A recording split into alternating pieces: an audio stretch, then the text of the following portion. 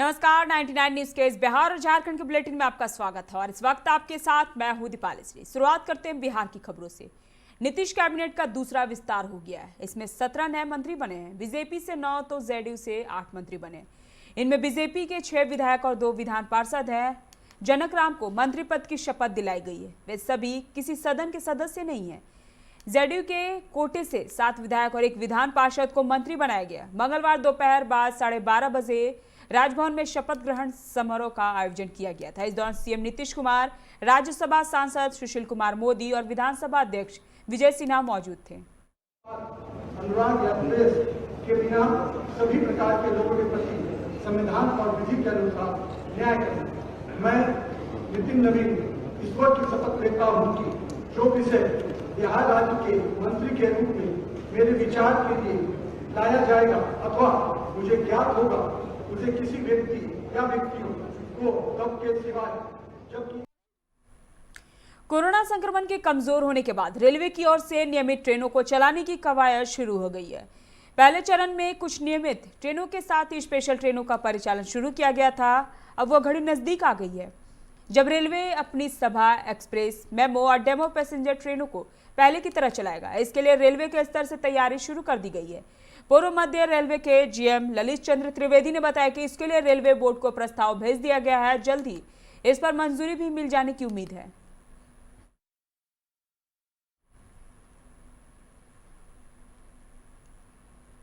पुरुषोत्तम चोरगांव निवासी रामजी ठाकुर की 8 वर्षीय पुत्री खुशबू कुमारी की मौत गले में प्लास्टिक की सीटी फंसने के कारण हो गई। स्वजनों का आरोप है कि उन्हें एम्बुलेंस उपलब्ध नहीं कराई गई। मुंगेर और भागलपुर से उनकी बेटी को रेफर कर दिया गया। एम्बुलेंस नहीं होने के कारण पटना ले जाने में थोड़ी देर हुई और उनकी बेटी की मौत हो गई। मामला 5 फरवरी का है। 9 वर्ष की खुशबू सीटी बजाती हुई अपने उम्र के बच्चों के साथ खेल रही थी। अचानक सीटी उसके गले में फंस गई, जिसके बाद परिजन उसे लेकर असरसगंज पीएचसी पहुंचे। वहां से चिकित्सकों ने उसे भागलपुर रेफर कर दिया। परिजनों का कहना है कि भागलपुर के जवाहरलाल नेहरू चिकित्सा महाविद्यालय अस्पताल से उसे पटना रेफर कर दिया गया। औरंगाबाद दाऊदनगर पटना नेशनल हाईवे पर केरा गांव के आसपास आमने सामने 2 बाइकों के बीच हुई टक्कर में एक व्यक्ति की मौत हो गई, जबकि 2 गंभीर रूप से घायल है। जानकारी के अनुसार दाऊदनगर प्रखंड के कना पंचायत के रतनपुर गांव निवासी मुन्ना शर्मा दाऊदनगर की ओर से अपने बाइक से अपने गांव लौट रहे थे कि घटनास्थल पर उनकी टक्कर सामने से आ रहे एक बाइक सवार से हो गई। घायल अवस्था में उन्हें औरंगाबाद रेफर किया गया। पटना में एक युवक की गोली मारकर हत्या कर दी गई। गंभीर हालत में उसे हॉस्पिटल ले जाया गया, जहां इलाज के दौरान उसने दम तोड़ दिया। उसे एक गोली गले में और दूसरी कमर में लगी है। माला वृद्धा कॉलोनी थाना के तहत दूसरा इलाके का है। घटना वृद्धा कॉलोनी थाना से चंद कदम की दूरी पर हुई। मृतक युवक का नाम शेखर राजपूत था। जानकारी के अनुसार पहले वह टेम्पो चलाता था, अब शराब बेचने के धंधे में लगा हुआ था। 1 सप्ताह पहले उसने 13 लाख की कार खरीदी थी और 2 मंजिला मकान को 5 मंजिला बनवा रहा था। मुजफ्फरपुर के अधोरिया बाजार में एक होटल के कमरे में एक युवक और नर्तकी का शव मिला है। दोनों के सिर में गोली लगी थी। पुलिस की प्रारंभिक जांच से प्रतीत हो रहा है कि पहले नर्तकी के सिर में सटाकर गोली मारी गई। इसके बाद युवक ने खुद को गोली मारकर भेजा उड़ा लिया। पुलिस के अनुसार उनकी पहचान कांटे स्टेशन रोड इलाके के मनीष कुमार श्रीवास्तव और रेड लाइट इलाके की नर्तकी के रूप में हुई है। वह 2 माह के गर्भ से भी थी। गुवाहाटी राजधानी एक्सप्रेस सोना तस्करों के लिए पसंदीदा ट्रेन बन गई है। बिहार की राजधानी पटना के पाटलिपुत्र जंक्शन पर 6 किलो सोना के साथ तस्करों को पकड़ा गया है। ऐसे कई मामले पिछले 6 माह में पाटलिपुत्र जंक्शन पर सामने आ चुके हैं। जानकारी के अनुसार 2 तस्करों को ट्रेन में जांच के दौरान गिरफ्तार किया गया। यह कार्रवाई गुप्त सूचना के आधार पर की गई है। मोतिहारी में नेपाली नाइट गार्ड की 12 साल की नाबालिग बेटी से गैंगरेप के बाद हत्या और जबरन शव जलाए जाने के मामले में एफसीएल टीम को कई साक्ष्य मिले हैं। एफसीएल टीम ने शव को जलाने वाले स्थान पर जाकर देखा और हड्डियों के अवशेष समेत कई चीजें एकत्रित किए गए। टीम को शव जलाने वाली जगह से जले हुए कपड़े का एक छोटा टुकड़ा भी मिला है, जिसे जांच के लिए रखा गया है। आज ही नाबालिग लड़की के शव को जलाए जाने का एक वीडियो वायरल हुआ है। इसमें कुछ लोग शव को जलाने के लिए लकड़ी में डिब्बे से केरोसिन तेल डालते दिख रहे हैं। नवादा के चिरतकोली चेकपोस्ट पर मंगलवार की सुबह वाहन जांच के दौरान उत्पाद विभाग की टीम ने झारखंड की ओर से आ रही एक पिकअप वैन से भारी मात्रा में विदेशी शराब बरामद किया है। साथ ही पिकअप वैन से चालक को गिरफ्तार कर लिया गया है। पकड़ा गया चालक वैशाली जिले का रहने वाला है। झारखंड के मुख्यमंत्री हेमंत सोरेन को एक बार फिर जान से मारने की धमकी मिली है। सीएम हेमंत की बढ़ती लोकप्रियता से बौखलाए अपराधियों ने उन्हें निशाने पर ले रखा है।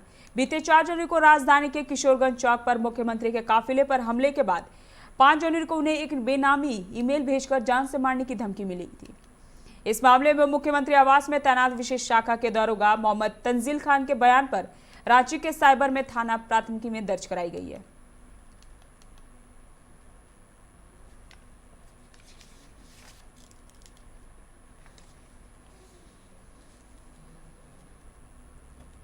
पलामू निवासी नौसेना के जवान सूरज कुमार दुबे के अपहरण व जलाकर हत्या किए जाने के मामले को लेकर पलामू के सांसद विष्णु दयाल राम ने केंद्रीय गृह मंत्री राजनाथ सिंह से मुलाकात की और मामले की सीबीआई जांच की मांग की है। नई दिल्ली में राजनाथ सिंह से मुलाकात के दौरान वेडी राम ने मामले की उच्च स्तरीय जांच को लेकर पत्र सौंपा है। भाजपा नेता सह आरआरडीए के पूर्व अध्यक्ष परमा सिंह और विजेता कंस्ट्रक्शन के मालिक पंचम सिंह के घर आयकर विभाग ने छापेमारी की। रांची के मोहराबादी स्थित पंचम सिंह के आवास और विजेता कंस्ट्रक्शन के कार्यालय पर आयकर विभाग की छापेमारी जारी है। बताया जा रहा है कि विभाग की टीम आज सुबह उनके आवास पर पहुंची है और आय व्यय से जुड़े दस्तावेज को खंगाल रही है। नामकुम के कालीनगर थाना क्षेत्र में चोरों ने 22 दिन में दूसरी चोरी की घटना को अंजाम दिया। इस बार सीआईएसएफ जवान कृष्णा सिंह के घर में चोरी हुई है। उनके बेटे और सॉफ्टवेयर इंजीनियर प्रसाद सिंह ने बताया कि सब परिवार 2 फरवरी को अपने गांव गए हुए थे। 8 फरवरी को उनके पड़ोसियों ने उन्हें सूचना दी कि उनके घर में चोरी हुई है। जब घर पहुंचा तो देखा कि उनके घर के सभी 5 ताले टूटे हुए थे। चोरों ने 15 बक्से का ताला तोड़कर ज्वेलरी के साथ लगभग 4 लाख से ज्यादा के सामान चोरी कर ले गए। 21 दिन पहले भी कालीनगर में ही जय कर्मचारी के घर में चोरी हुई थी, जिसका कोई सुराग अभी तक पुलिस के हाथ नहीं मिला है। चंद्रपुरा थाना क्षेत्र के भंडारी तरही विशुघाट पहाड़ी रास्ता के बगल में मंगलवार को एक महिला की अर्धनग्न लाश बरामद की गई। शव मिलने से क्षेत्र में हड़कंप मच गया है। शव की स्थिति को देख लोग दुष्कर्म के बाद हत्या की आशंका जाहिर कर रहे हैं। घटना की सूचना के बाद मौके पर पहुंची पुलिस शव को पोस्टमार्टम के लिए भिजवा मामले की जांच में जुट गई है। महिला की जब तक पहचान नहीं हो सकी है, वह शव करीब 2 दिन पुराना माना जा रहा है। कार्य में लापरवाही बरतने के आरोप में धनबाद एसएसपी अस्सी विक्रांत मीन ने कतरास थाना से 4 पुलिसकर्मियों को सस्पेंड कर दिया है, जिसमें कतरास थाना के एक अवर निरीक्षक, 2 सहायक अवर निरीक्षक और एक पुलिसकर्मी शामिल है। यह कार्रवाई 2 मामले में हुई है। 2 अलग अलग मामले में हिरासत में लिए गए 3 लोगों की फरारी से जुड़े एक मामले में अवर निरीक्षक लक्ष्मण हांसदा, सहायक अवर निरीक्षक शाहिद अंसारी और पुलिसकर्मी भागीव राव तथा दूसरे मामले में सहायक अवर निरीक्षक सीताराम प्रसाद को निलंबित किया गया है। वक्त चला एक छोटे से ब्रेक का, मिलते हैं ब्रेक के बाद। घर के लिए सही दरवाजे चुनने की बात हो तो चुनिए सिर्फ टाटा प्रवेश के दरवाजे, जो लकड़ी के दरवाजों से कई गुना है बेहतर। टाटा प्रवेश के दरवाजों में है स्टील की मजबूती और लकड़ी की खूबसूरती। टाटा प्रवेश के दरवाजे फ्रेम और एक्सेसरीज के साथ फैक्ट्री में तैयार किए जाते हैं। लकड़ी के दरवाजे बनाने के लिए बहुत से लोगों से संपर्क करना पड़ता है, जो कि इस समय नुकसानदायक हो सकता है। लकड़ी के दरवाजों को लगाने में 8 चरणों से गुजरना और 6 प्रकार के लोगों के संपर्क में आना होता है, जबकि टाटा प्रवेश के दरवाजों का इंस्टॉलेशन केवल 2 चरणों में हो जाता है। बस अपना दरवाजा चुनें, उसका आकार नापें और नो टच डिलीवरी पाएं। इसे हमारी प्रशिक्षित इंस्टॉलेशन टीम द्वारा लगाया जाता है, जो सैनिटाइजेशन प्रोटोकॉल्स का ख्याल रखती है। टाटा प्रवेश के दरवाजे लकड़ी के दरवाजों से कई गुना मजबूत होते हैं और आपके परिवार को सुरक्षित रखते हैं। स्टील के बने होने के कारण इन दरवाजों में स्वाभाविक रूप से न तो दीमक लगता है और न ही इनमें आग पकड़ने का डर होता है। टाटा प्रवेश के दरवाजे मेंटेनेंस फ्री और वेदर प्रूफ होते हैं। सामान्य लकड़ी के दरवाजों की तरह ये न तो सिकुड़ते फैलते हैं और न ही इनमें दरार आती है। लकड़ी के दरवाजों की गुणवत्ता और उनका टिकाऊपन प्रमाणित नहीं होता, जबकि टाटा प्रवेश के दरवाजे उम्दा फिनिश, कई डिजाइन के और 5 वर्षों की वारंटी के साथ आते हैं। एक बात और, लकड़ी के दरवाजों के लिए जंगलों की कटाई होती है, वहीं दूसरी ओर टाटा प्रवेश के दरवाजे पेड़ों को कटने से बचाते हैं तथा ये 100% रिसाइक्लेबल होते हैं। अब ये आप पर है कि आप अपने घर में कौन सा दरवाजा लगाना चाहते हैं। बेस्ट चुनिए, टाटा प्रवेश के दरवाजों और खिड़कियों को चुनिए।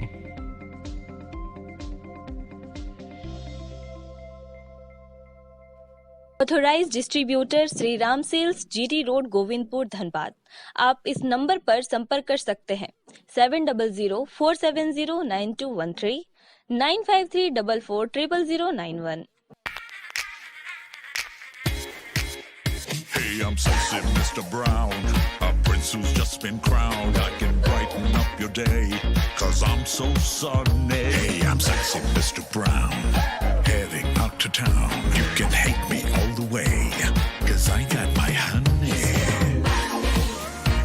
And that's not funny, my honey makes me sing all night. Na na na na na na na na na. Yeah. Sexy Mr. Brown. Your wait for sheer extravagance is over. Presenting Kia Carnival. Bookings open.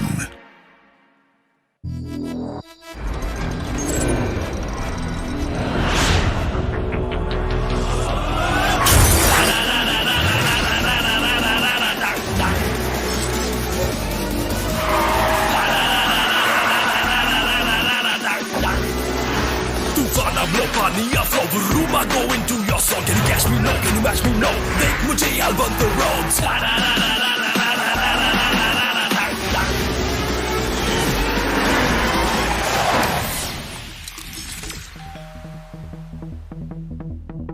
Hi.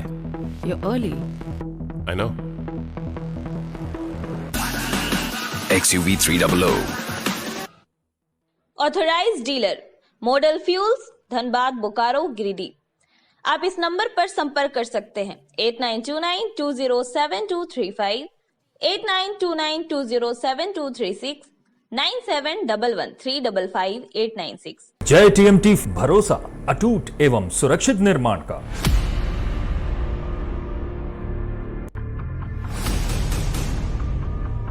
भरोसा अटूट एवं सुरक्षित निर्माण का। जय TMT 500D।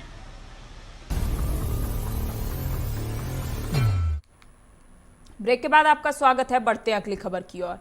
Jharkhand private school association जिला इकाई धनबाद की एक बैठक गांधी सेवा सदन में जिला सचिव इरफान खान की अध्यक्षता में संपन्न हुई, जिसमें कहा कि सरकार ऑनलाइन कक्षा पर जोर देती है। गरीब के घर में बच्चे ऑनलाइन सुविधा मिल सकेंगे, यह बड़ा सवाल है। कोरोना वायरस का प्रभाव झारखंड में भी कम है, इसलिए बड़े बच्चों के साथ छोटे बच्चों को भी अन्य राज्यों की तर्ज पर झारखंड सरकार को कक्षा 1 से 9 तक के विद्यालय खोलने का आदेश दिया जाए।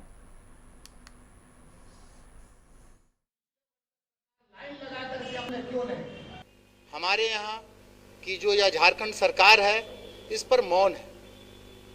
इसके लिए हम लोगों ने सभी जिला उपायुक्त, मुख्यमंत्री को पिछले 2 से 3 महीना पहले भी हम लोगों ने ज्ञापन दिया था कि कोविड के नियमों का पालन करते हुए विद्यालय को खोलने की अनुमति दी जाए, परंतु पिछले दिनों 5 फरवरी को सरकार की विद्यालय खोलने से संबंधित एक बैठक होने वाली थी, जो कि बैठक को कैंसिल करके 18 फरवरी को वह बैठक रखी गई है। झारखंड ट्रेड डेकोरेटर्स एसोसिएशन प्रदेश कमेटी का चुनाव पिछले दिनों रांची में संपन्न हुआ। चुनाव में धनबाद जिला डेकोरेटर्स एसोसिएशन ने एक बार फिर अपनी दावेदारी पेश करते हुए 8 महत्वपूर्ण सीटों पर जीत हासिल की। चुनाव में जीते सदस्यों का आज बेकारबांध स्थित जिला डेकोरेटर्स एसोसिएशन कार्यालय में सम्मान समारोह का आयोजन किया गया। इस दौरान जिला डेकोरेटर एसोसिएशन के सदस्यों ने जमकर आतिशबाजी कर एक दूसरे को मिठाई खिलाकर बधाई दी। सम्मान समारोह को संबोधित करते हुए झारखंड ट्रेड डेकोरेटर्स एसोसिएशन प्रदेश कमेटी के सचिव पुरुषोत्तम कुमार रंजन ने कहा कि जो जिम्मेदारी हमें दी गई है उसे पूरा करने का प्रयास करूंगा।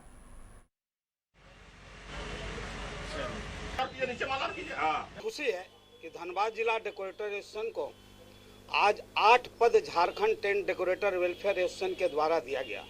इसका मुख्य कारण है कि धनबाद डेकोरेटर ही पूरे भारत में संगठन को जन्म दिया है, इसलिए हमें और भी ज़्यादा खुशी मिल जाती है।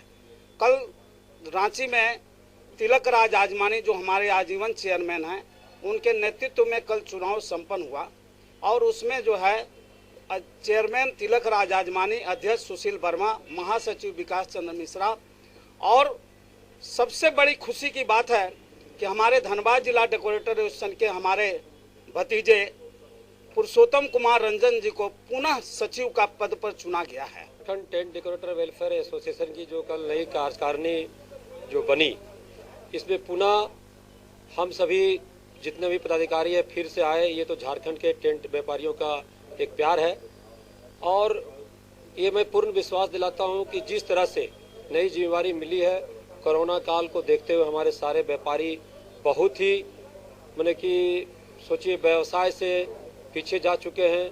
सारे व्यवसायियों के लिए हम लोगों को एकत्रित होकर एक कुछ ऐसा योजना बनाना होगा जो कि हमारे व्यापार का भी उन्नति हो।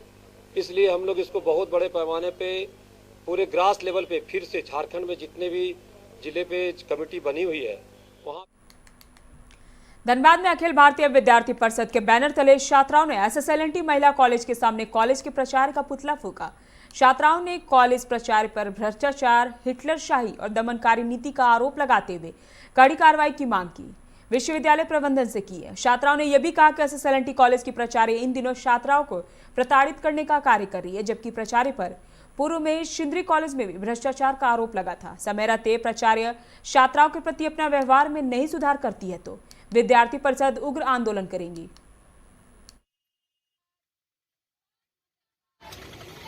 हमारे कॉलेज में छात्राओं पर विभिन्न प्रकार की ज्यादती हो रही है।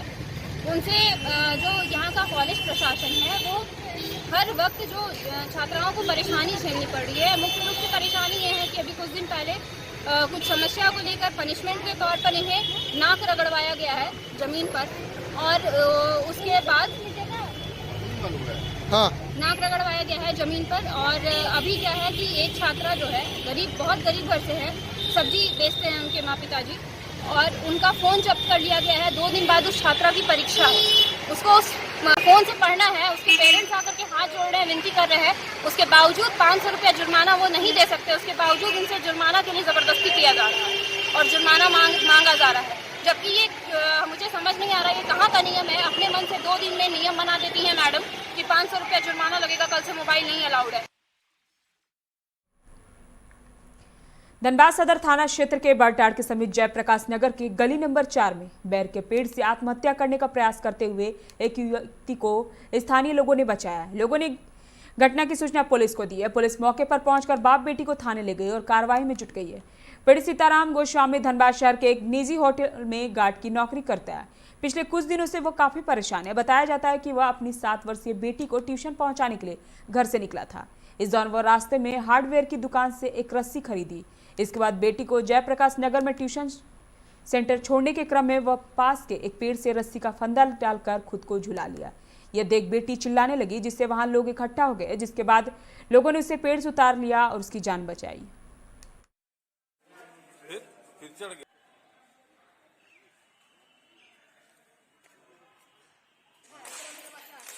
लाज नहीं लगता है जी।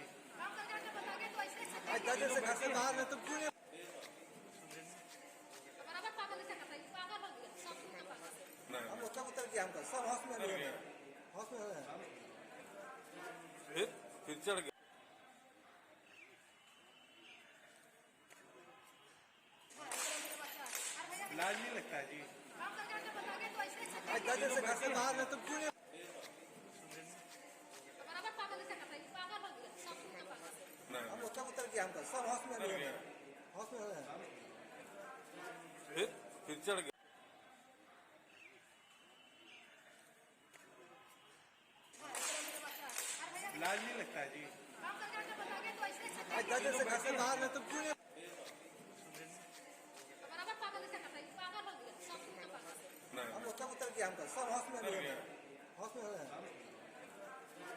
फिर चढ़ गया। लाज नहीं लगता है जी।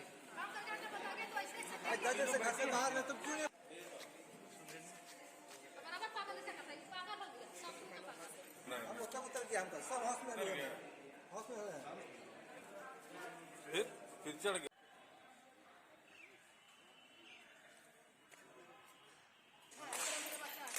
लाज नहीं लगता है जी।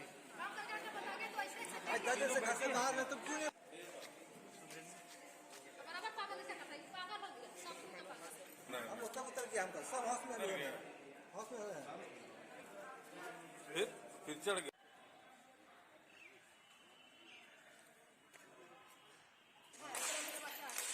लाज नहीं लगता है जी।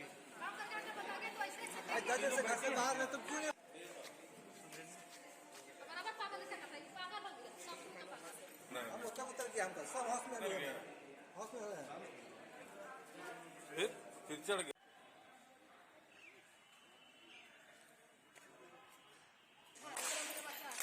लाज नहीं लगता है जी।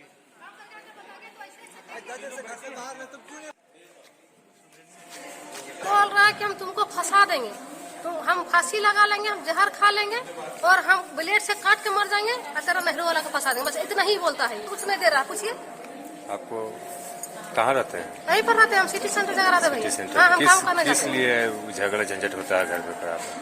देखिए ये बोलता है भैया, देखिए बच्चा है, ठीक है, 3 ठो बच्चा है। कैगो बच्चा है? 3 ठो बच्चा है। उससे कहने का तुमको जो मांगेगा तुमको नहीं देंगे हम, कौन मर्जी तुम्हारा जो हमको ठीक रहेगा। कौन माइक रेंदर वाइफ आपकी? वाइफ। तो आप लगाए, आप आत्महत्या क्यों कर? हम नहीं जीना चाहते सर, हम जीवित नहीं रहना चाहते हैं। किसके साथ नहीं कारण के साथ जी रहे हैं। पत्नी के साथ नहीं रहना चाहते? नहीं, मर जाएंगे ठीक रहेगा। क्यों? कारण किसी कारण जिएंगे हम, किसी कारण जिएंगे हम। अच्छा। कौन है मेरे दुनिया में, कौन है? पत्नी क्या बोली? नहीं, तुमको मतलब नहीं रखेंगे हम। आपको बोला नहीं रखेंगे? नहीं। एक आदमी है, आत्महत्या का कोशिश कर रहा था पत्नी से लड़ाई झगड़ा में, तो उसको बस महिला थाने में रखा गया सुरक्षा के लिए। दोनों क्या चाहते हैं? आपसे झगड़ा है क्या? आपस में पति पत्नी का विवाद है। धनबाद जिला कांग्रेस कार्यालय में आज पार्टी की एक बैठक हुई, जिसमें कांग्रेस कमेटी के प्रदेश पर्यवेक्षक शहजादा अनवर उपस्थित हुए, जिसमें कृषि बिल के विरोध में प्रदेश नेतृत्व के निर्देशानुसार प्रखंड स्तरीय सम्मेलन और पदयात्रा लेकर रूपरेखा तैयार की गई। इस संबंध में शहजादा अनवर ने बताया कि कृषि बिल के विरोध में देश में चल रहे किसान आंदोलन का कांग्रेस पार्टी समर्थन करती है और पार्टी हर मोर्चे पर किसानों के साथ है। 10 फरवरी को जिला के सभी प्रखंड मुख्यालयों में प्रखंड स्तरीय सम्मेलन और 13 फरवरी को जिला स्तर पर 15 किलोमीटर की पदयात्रा निकालने का निर्णय लिया गया है। सरकार ने एग्रीकल्चर बिल, जो 3 एग्रीकल्चर बिल लाए और पास किया, उनको सदन के अंदर में, पार्लियामेंट के अंदर में, पूरे देश के अंदर में इसकी जबरदस्त मुखालफत, जबरदस्त विरोध हो रही है। दिल्ली में भी, चाहे गाजीपुर से लगा हुआ बॉर्डर हो, चाहे सिंधु बॉर्डर हो, 3-4 जगहों पर लाखों की तादाद में किसान पिछले 80-90 दिनों से लगातार आंदोलनरत है। और सबसे हृदय विदारक बात यह है कि लगभग 200 किसानों की मृत्यु हो गई है इस आंदोलन के क्रम में। भयंकर सर्दी में भी और शिद्दत में लोग वहां पर लगातार आंदोलन में हैं। हमको इस बात का दुख है कि इसके बावजूद भारत सरकार इस पर उचित तरीके से ध्यान नहीं दे रही है। अभी के इस बिहार झारखंड बुलेटिन में फिलहाल इतना ही। आप बने रहे 99 न्यूज के साथ। नमस्कार।